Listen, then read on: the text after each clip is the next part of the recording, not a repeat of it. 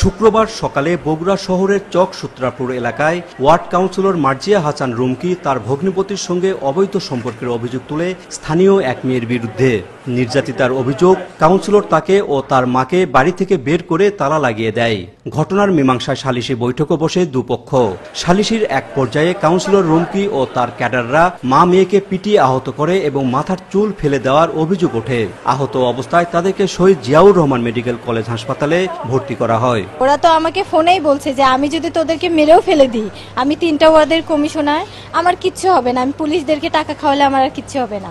অনেক মারধর করলো, তারপরে আমাকে একটা ঘরে আলাদাভাবে নিয়ে গেল, আম্মুকেও মারছে। স্টিলের পাইপ দিয়ে আগে আমাকে আর আমার মেয়ে চূড়ান্ত মারছে। আমার মেয়ের বেনি করা ছিল, বেনি কাটছে, কমিশনারের মা চুল কাটছে, আর একটা ছেলে মুন্না চুল কাটছে।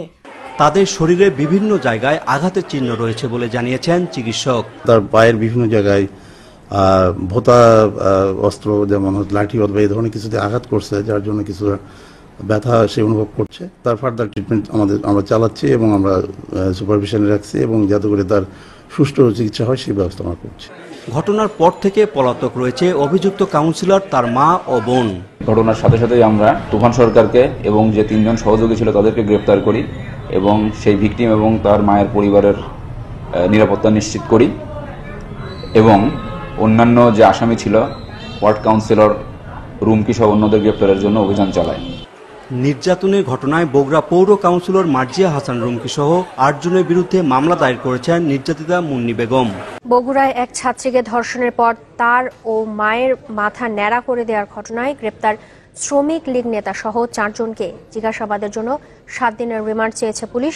কিছুক্ষণের মধ্যে এই বিষয়ে আদালতে শুনানি হবার কথা।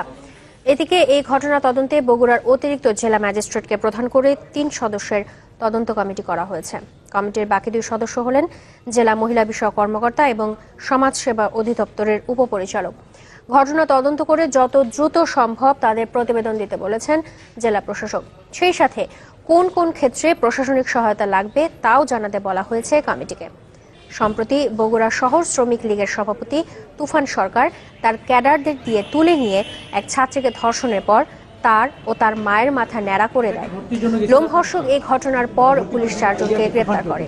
পুলিশ বলছে গ্রেপ্তারকৃতরা প্রাথমিকভাবে ঘটনার দায় স্বীকার করেছে।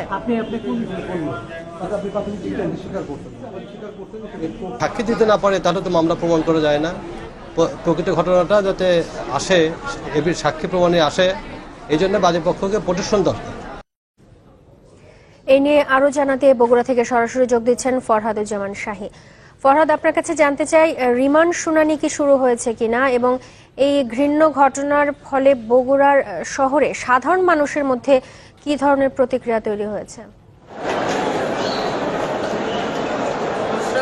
আমি এখন বগুড়া দাঁড়িয়ে আছি, যেখানে সেই 4 আসামি কোর্টের ওঠানোর কথা আছে, কিন্তু এখন পর্যন্ত রিমান্ড শুনানি কিন্তু শুরু হয়নি। পুলিশের সাথে আমরা কথা বলেছি, পুলিশ বলেছে 4 আসামি নিয়ে 4 আসামি নিয়েই আসলে পুলিশ আবেদন করবে, কিন্তু এখন পর্যন্ত কোর্টের শুনানি শুরু হয়নি।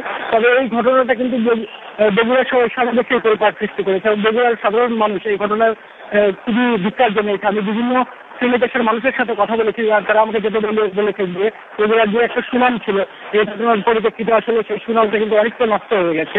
আমি বগুড়া জেলা প্রশাসক মহোদয়ের সাথেও কথা বলেছি, তিনি আমাকে যেটা জানিয়েছেন যে এই ঘটনার প্রশাসনিক সহায়তা পাওয়ার জন্য যারা ভিকটিম এবং যারা এই নির্যাতিত হয়েছে সে মা এবং মেয়েকে প্রশাসনিক সহায়তা পাওয়ার জন্য আসলে জেলা প্রশাসকের তরফ থেকে অতিরিক্ত ম্যাজিস্ট্রেটের নেতৃত্বে, অতিরিক্ত জেলা ম্যাজিস্ট্রেটের নেতৃত্বে 3 সদস্যের একটা প্রশাসনিক টিম গঠন করা হয়েছে।